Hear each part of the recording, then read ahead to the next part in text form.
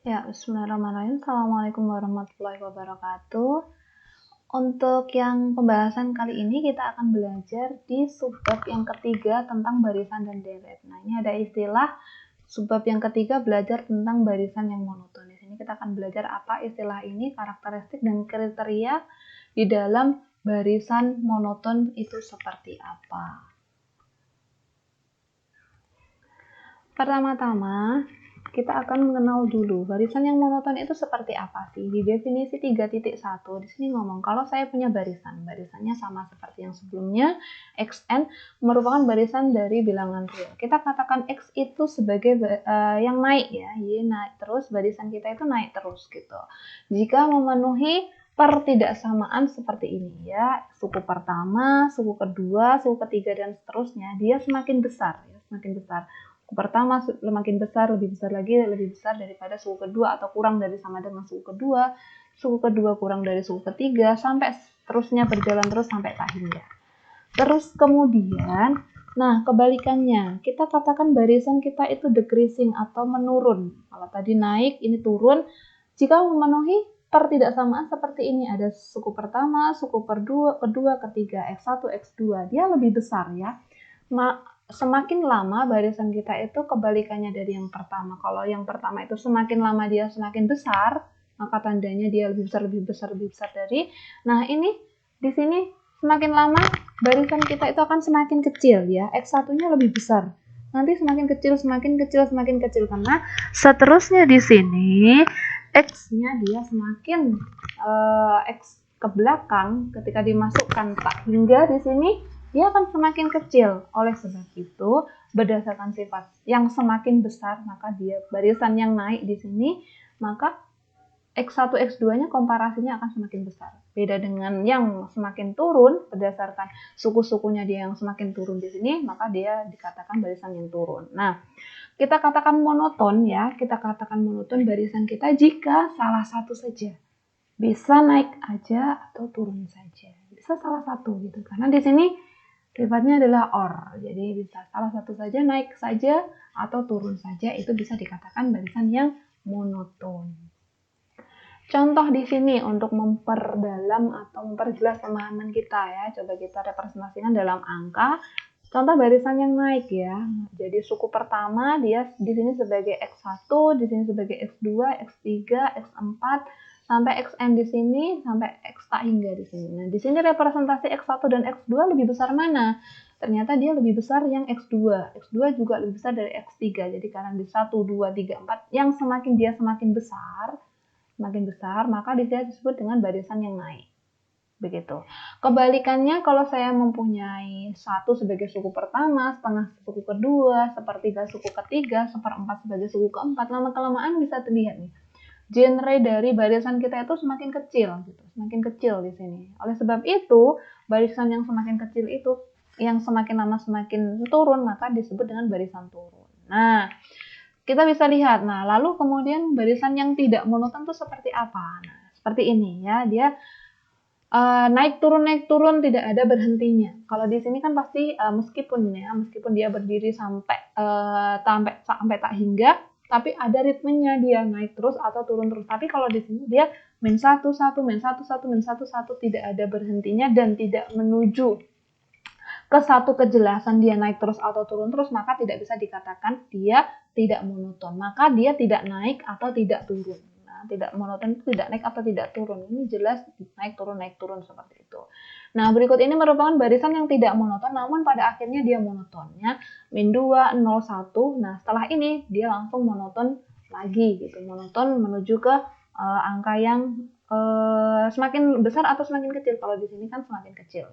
Bisa dikatakan ini sub barisannya dia kemonotoninya dia ada gitu. Ada, tapi di sini awalnya dia tidak monoton. Jadi untuk menambah pemahaman mana sih yang monoton, naik turun atau tidak monoton, atau monoton naik turun, gimana sih kalau ada muncul dua-duanya gitu. Atau yang awalnya dia tidak monoton tiba-tiba monoton, gimana gitu contohnya.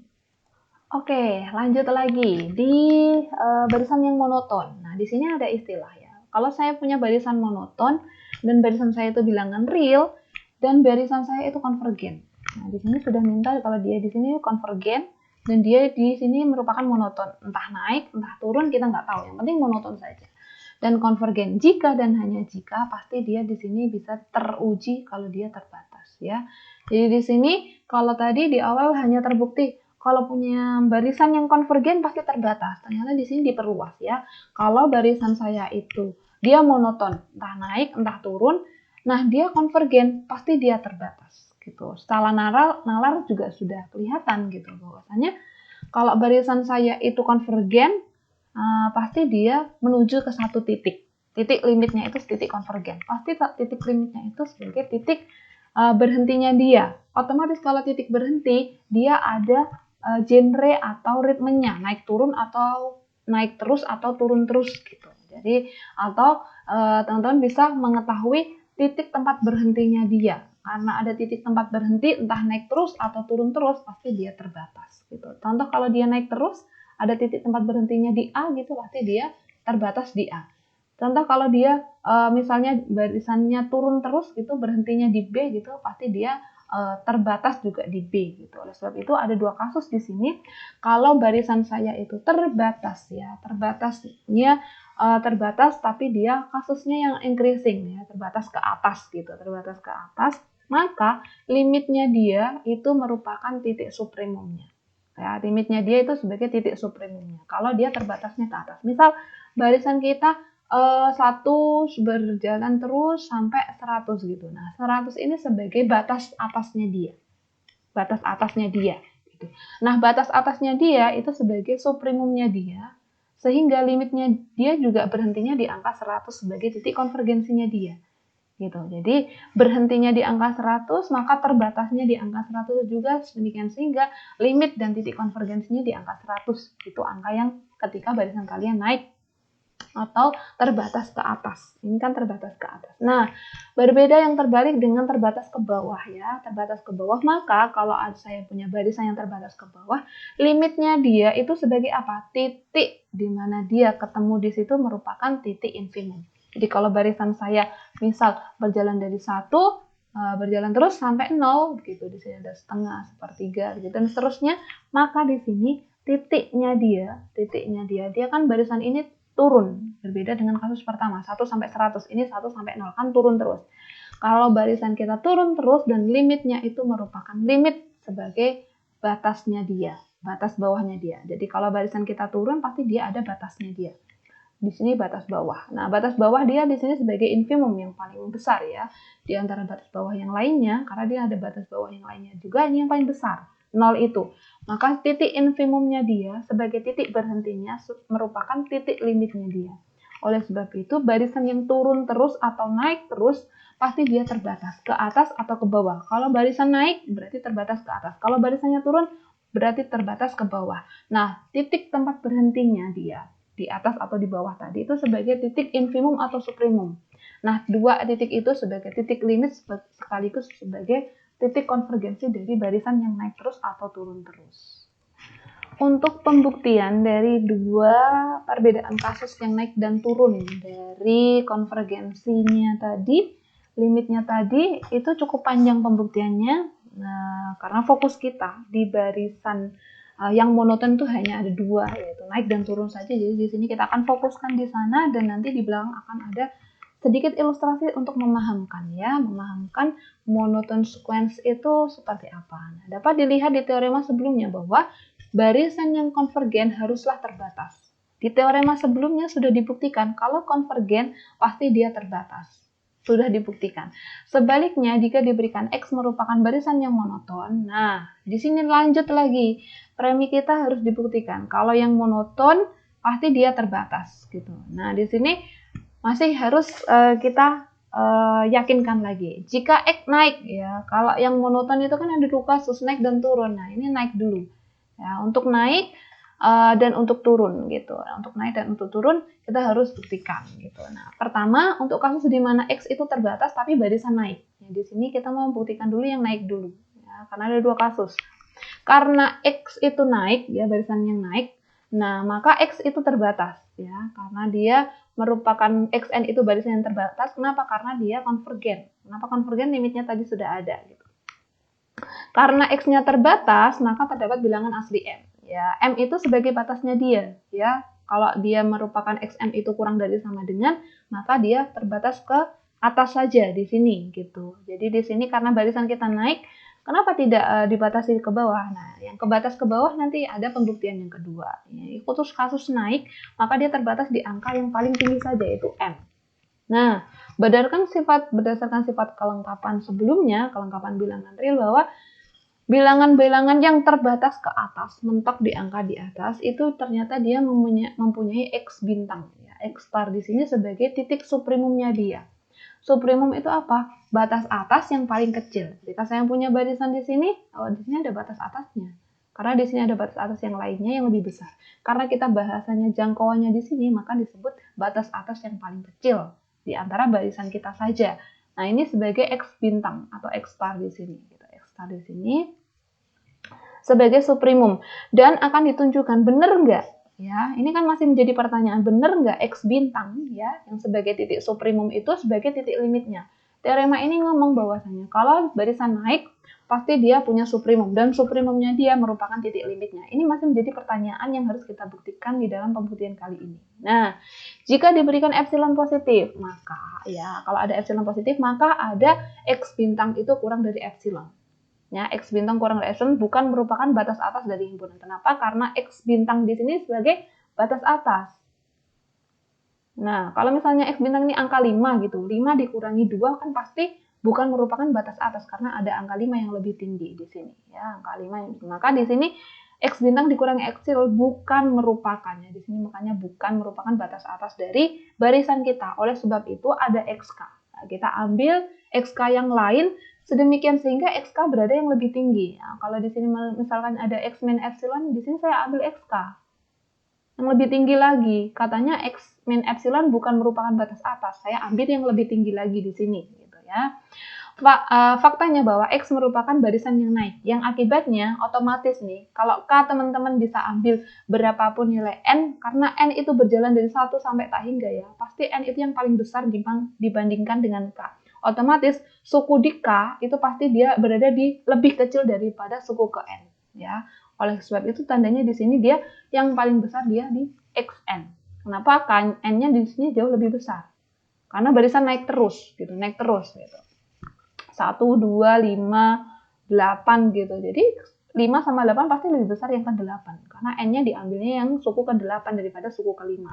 Nah, oleh sebab itu, XK yang kita miliki tadi, yang barusan kita ambil dia berada di antara X min epsilon dan X bintang, dia berada di lebih besar dari, pasti lebih besar dari X min epsilon, lebih besar dari ini. Kenapa? Karena berada di lebih kirinya, dan kurang daripada XN. Ya, karena XK dan XN dia posisinya ini, ya, posisinya ini, dan kurang dari sama dengan X bintang. Kenapa? Karena X bintang di sini sebagai supremum, maka yang paling gede supremumnya di sini sebagai X bintang. Karena di sini supremum, pasti dia masih masuk berada di persekitaran epsilon, ya.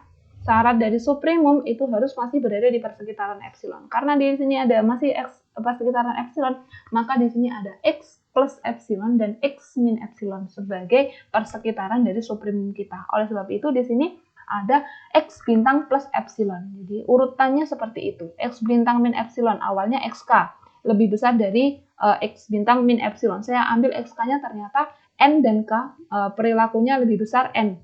Jadi karena N ada yang lebih besar lagi yaitu supremumnya. Karena supremum itu berada di persekitaran epsilon, pasti dia ada yang lebih besar ya. Jadi X plus epsilon ini tadi untuk setiap N lebih besar daripada N. Jadi ini relasinya, posisinya dia seperti itu kayak kalau saya ambil XK.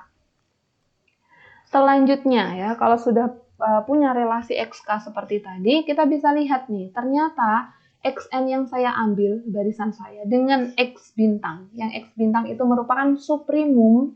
Ingat, tadi sudah ada korelasi. Nah, karena dia merupakan supremumnya, ternyata dia masih berada di persekitaran epsilon. Bisa dilihat sebelumnya bahwasanya di sini X bintang min epsilon itu ternyata masih berada di antara X bintang plus epsilon itu ternyata posisi kita itu masih berada di antara keduanya ini. Gitu. Oleh sebab itu dia masih berada di persekitaran epsilon.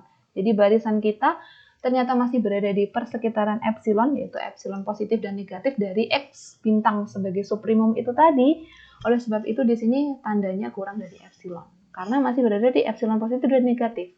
Nah, maka dapat disimpulkan bahwa Xn dan X bintang selama dia masih berada di persekitaran epsilon, maka dia merupakan titik konvergensinya di barisan X bintang yang merupakan di awal dia sebagai suprimum. Oleh sebab itu, yang awalnya hanya sebagai suprimum ternyata dia diperkuat sebagai titik konvergensinya plus juga titik limitnya. Di sini sudah terbukti untuk kasus yang dia merupakan barisan yang naik terus. Kasus yang kedua, untuk barisan yang dia turun, ya, barisan yang turun. Maka terdapat X-nya yaitu min Y, ya, min Y karena turun di sini.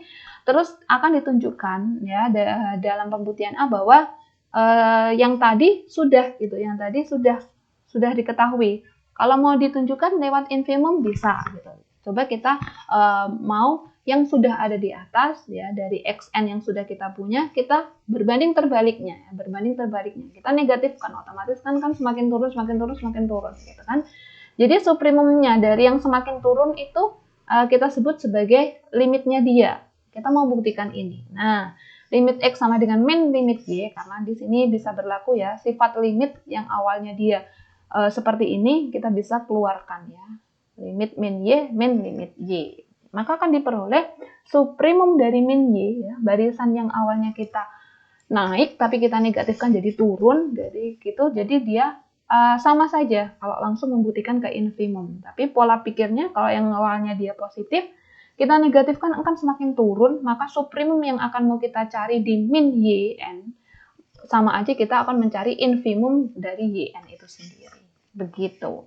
Nah, ini korelasinya saja. Oleh karena itu, limit Y sama dengan limit min X-nya itu sendiri. Karena kita awalnya menegatifkan dari X yang kita punya. Benar nggak limitnya yang dari min limit X itu sebagai infimumnya kita? Kenapa? Karena di sini kita masih melihat gitu bahwasanya pembuktiannya cukup simpel ya. Kenapa saya menggunakan yang atas? Karena pola pikir logikanya biar sama seperti yang atas. Jadi di sini tidak dua kali membuktikan hal yang sama, tapi kita bisa adopsi pembuktiannya karena di sini mau membuktikan yang infimum dengan cara yang sama seperti di atas, maka akan diperoleh gitu. Kita hanya menambahkan variabel atau notasi negatif saja, pasti akan ketemu Yn itu sebagai infimumnya dia yang paling rendah. Nanti pembuktiannya akan sama seperti ini, cuman saya hanya mengambil simbol negatif saja dalam pembuktian. Jadi tidak mengubah pembuktian yang awal biar lebih mudah dan lebih singkat saja. Cara logiknya seperti itu. Pasti dia kalau tadi dia naik terus berhenti di angka paling tinggi suprimumnya, pasti dia berhenti di terbatasnya di angka suprimumnya. Nah, kalau turun terus kan dia pasti berhentinya di misalnya X double bintang begitu. Pasti berhentinya di angka X double bintang karena dia sebagai infimumnya. Karena dia merupakan masih berada di persekitaran epsilon positif dan negatif. Maka di sini sebagai titik konvergensi sekaligus titik limitnya. Sudah terbukti untuk yang naik dan turun ternyata dia merupakan suprimum dan infimumnya itu sebagai titik konvergensinya. Untuk menambah pemahaman, contohnya cukup panjang ya, karena memang fokusnya hanya di sini, jadi ya kita hanya membahas ini saja ya, naik dan turun, karena monoton isinya cuma dua itu saja. Nah, kalau saya punya Y, secara induktif, Y1 sama dengan 1, Yn plus 1, saya punya ini ya. Saya punya Y1, Yn plus 1 seperti ini. Nah, ini barisan yang saya miliki. Tunjukkan bahwa limitnya dia menuju ke 3/2. Tunjukkan, kita masih belum tahu benar nggak limitnya dia ke 3/2 gitu. Dengan perhitungan yang sama maka dapat diperoleh Y2.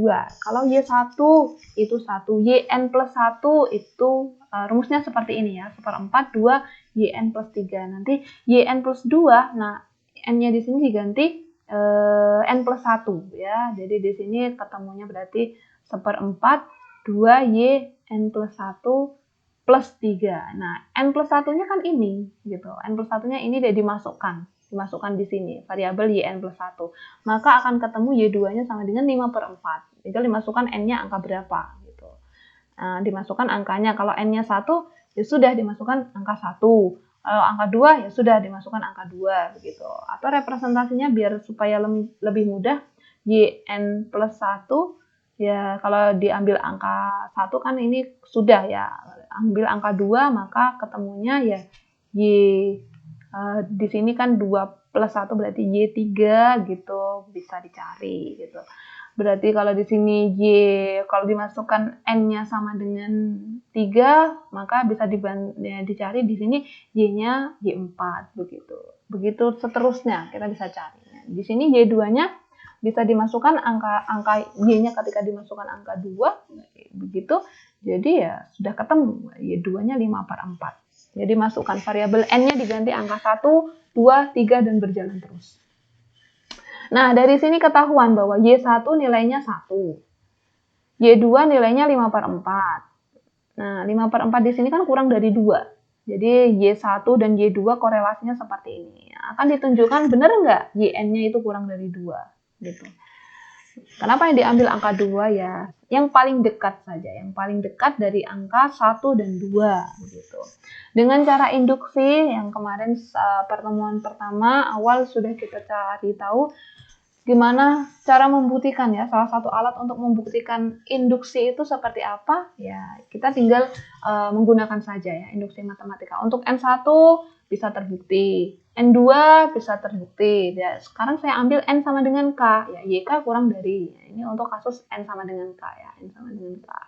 Kemudian saya ambil ya N-nya saya ganti K plus 1. Jadi ya jadinya YK plus 1 gitu. YK plus 1. Untuk 1 sama dengan sudah terbukti ya. 1 sudah terbukti. Terus saya ambil K. Saya perlebar lagi K plus 1. Ternyata dia 7/4. Benar. Masih kurang dari 2. Gitu. Jadi ternyata secara induksi saya ambil angka 1 terbukti. Saya ambil angka 2 terbukti. Saya ambil angka K pun terbukti. Saya perluas lagi jadi K plus 1 terbukti juga dia kurang dari 2. Sehingga terbukti ya, YK plus 1 itu kurang dari 2. Oleh sebab itu, nah karena YK plus 1 yang kecil ini sudah YK plus 1 sudah terbukti, nah dari pembuktian induksi, maka kita bisa tarik kesimpulan yang lebih general lagi bahwa kalau ada kasus khusus secara induksi terbukti, maka secara global dan generalnya untuk kasus YN pasti dia kurang dari 2. Sudah terbukti di induksi. Ini alur induksinya. Nah, selanjutnya kita mau menggunakan tahapan selanjutnya juga ya, dengan menggunakan pembuktian induksi juga di sini. Nah, dengan menggunakan induksi matematika kita membuktikan yang ini. Kalau tadi benar nggak dia masih berada di mentok di angka 2. Nah, kita membuktikan nih. Kita perluas lagi yang awalnya YN jadi YN plus 1. Jadi kita sudah membuktikan tadi 1 terus 2, 3, K plus 1 sama N. Nah, kemudian yang lebih besar dari N gimana nih? Nah, kita mau perlebar N plus 1 di sini. Maka kita menggunakan pembuktian induksi juga lagi ya. Terbukti bahwa N-nya sama dengan 1 sudah pasti terbukti ya. N berapapun sama N yang setelahnya dengan angka 1 pasti lebih besar. Terus saya ambil K, sudah pasti K berapapun ditambah K plus 1 pasti lebih besar yang K plus 1 gitu. Mau ambil K plus 1 pun di sini ya, K plus 1 pasti dia lebih ini juga daripada K plus 2 gitu ya. Jadi dia pasti lebih besar. Ini, makanya tandanya seperti itu. Jadi sehingga dapat terlihat nih, yang awalnya kita ambil angka 1, angka 2, 3, K plus 1, maka di sini terbukti ya, K plus 2, K plus berapa gitu. Bisa terbukti ya, K plus 1 dan K plus 2. Ini sudah bisa dibuktikan ya, YK, K plus 1, K plus 1, K plus 2, dia pasti lebih besar terus gitu. Nah, dari penjabaran tersebut dapat ditunjukkan juga bahwa Y yang merupakan barisan naik dan terbatas ke atas oleh angka 2 ya, dapat ditunjukkan. Jadi di sini terlihat bahwasanya kita mau mencari tahu Y-nya tadi itu gimana ritmenya gitu. Ternyata Y-nya itu kalau saya ambil angka 1, kalau ambil saya angka 1, 2, K plus 1, N plus 1 pun ternyata dia masih ya, ritmenya dia masih tanda kurang dari terus gitu. Jadi artinya karena tandanya kurang dari terus ya, sesuai dengan logik kita pasti dia kurang dari, maka terbukti bahwa ya dia hanya terbatas di angka 2 saja ya, tidak lebih dari itu. Berdasarkan teorema konvergensi monoton di atas ya, maka dari teorema tepat di atas ini pembahasan, maka Y konvergen pada limit yang mendekati angka 2. ya, bukan tepat di angka 2. Jadi di atas tadi kan sudah dijelaskan bahwasanya kalau dia limitnya ke sana, mendekati ke sana, maka konvergensinya juga menuju ke angka sana. Karena dia monoton di sini ya, monoton terus karena dia naik terus, tapi mentok di angka 2. Tidak lebih dari angka 2. Karena tadi sudah terbukti bahwa mentok di angka tidak lebih dari angka 2. Ya, mesti kurang dari angka 2. Selanjutnya, ini merupakan step terakhir ya dalam contoh teorema konvergensi ya, barisan yang konvergen dari yang monoton itu seperti apa. Ya, untuk kasus ini memang tidak mudah ya untuk mendapatkan limit dari YN ya, dengan menghitung suprimumnya saja. Karena kenapa suprimumnya ternyata dia mentok di angka 2, tapi dia tidak merupakan 2 gitu. Jadi mungkin di bawahnya. Nah, tapi kita masih belum bisa mengetahui apakah benar gitu. Sangat susah untuk mendekati angka 2, tapi presisinya tepat di angka berapa. Tapi tidak ada cara lain yang kita bisa gunakan, hanya bisa mendekati angka 2, maka kita juga bisa menggunakan perhitungan suprimum. Meskipun di sini belum kuat ya, pembuktiannya belum kuat. Di sini cuma preminya hanya ngomong mendekati angka 2 dan tidak lebih dari angka 2 begitu. Cuma hanya kita mau mendekati saja dengan konsep suprimum. Maka tidak ada caranya yang bisa digunakan, yaitu ya hanya menentukan limitnya, pendekatannya saja. Karena YN plus satunya tadi sudah diketahui, ada rumus YN di soal. Nah, kita mau mencari YN plus satunya tadi, tinggal ditulis ulang.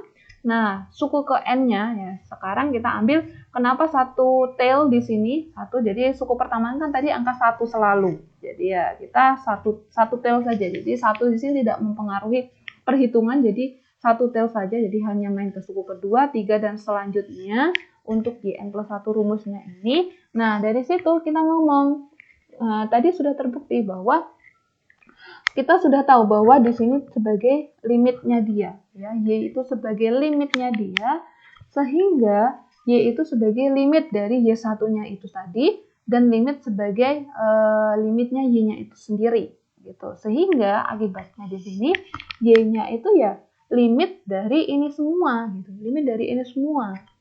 Nah, seperempat 2. Nah, YN-nya di sini kan Y-nya kan di sini 1, Y1 1 gitu. Plus 3 gitu. Maka di sini operasinya ya sudah, ini cuma operasi biasa, ketemunya 3/2. Sesuai dengan yang tadi. Benar di sini terbukti dia barisan yang monoton naik terus, ternyata dia berhentinya ketika naik terus, dia berhentinya di angka ya, mentok di angka 2. Ternyata setelah kita evaluasi, ternyata dia hanya mendekati angka 2, tidak di angka 2-nya. Maka kita bisa menggunakan salah satu cara yang bisa kita gunakan, ya cukup susah ya, apakah mendekati 2 atau kok dia kita hanya dekati dari arah kiri saja ya, kita pakai suprimumnya saja, kita belum tahu dari arah sini presisi di angka 2-nya seperti apa, maka cukup kita buktikan dengan teorema limit saja, sudah operasi ini ketemu 3/2, sehingga terbukti barisan naik terus, berhentinya pasti di angka suprimum. Angka suprimumnya sebagai titik konvergensi plus limitnya dia, itu yang membuat dia terjaminnya ya, barisan yang naik terus pasti berhentinya di titik suprimum sebagai titik konvergensi. Baik, itu tadi pembahasan tentang barisan yang monoton di subbab ketiga tentang barisan dan deret. Jadi ada istilah monoton yang naik dan turun di barisan untuk menambah pemahaman ritme dan genre barisan kita itu naik terus atau turun terus, serta konvergensinya seperti apa. Semoga bermanfaat. Mohon maaf atas segala kekurangan dan kesalahan. Terima kasih. Wassalamualaikum warahmatullahi wabarakatuh.